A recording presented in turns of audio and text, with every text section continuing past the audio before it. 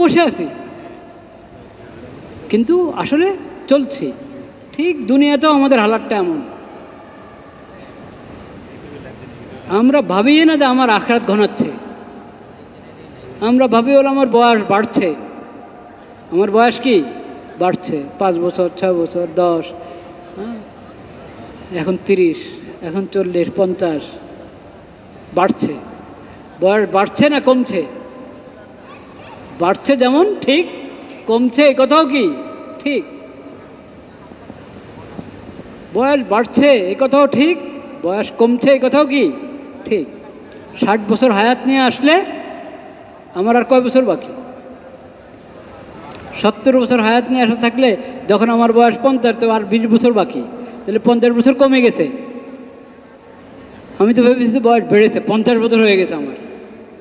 50 বছর হয়ে গেছে কথা ঠিক, কিন্তু 50 বছর কমেছে, এটা এর চেয়ে আরও বেশি ঠিক।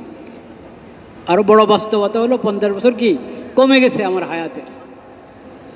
তো এই যে সফর আমরা টের পাই না, আখিরাতের সফর, কবরের দিকে যে সফর চলছে, এই সফর টের পাওয়া যায় না।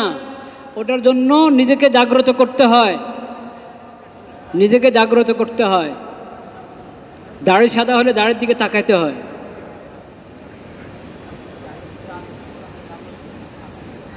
কিন্তু তাও তাকাই না।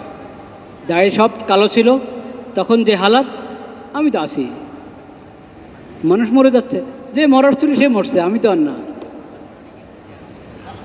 এই তো হালাত আমাদের। জানাজা দেখে, কবর দেখে কোথাও আমার মরণের কথা স্মরণ করতে পারে না।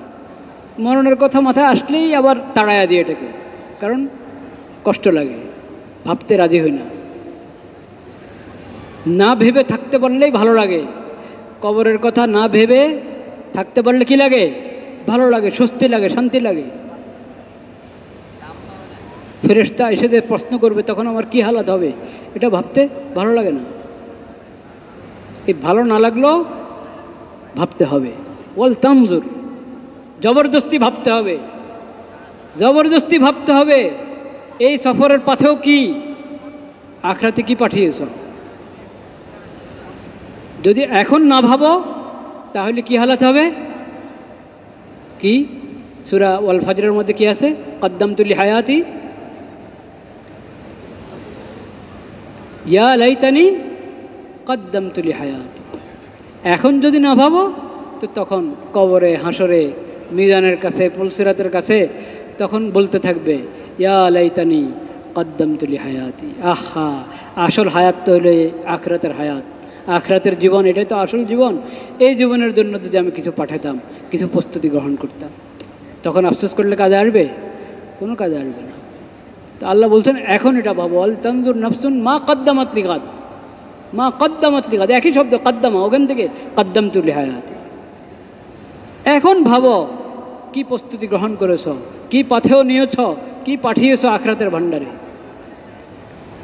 না হয় পরে আফসোস করবা ইয়া লাইতানি কদ্দামতু লিহায়াতি।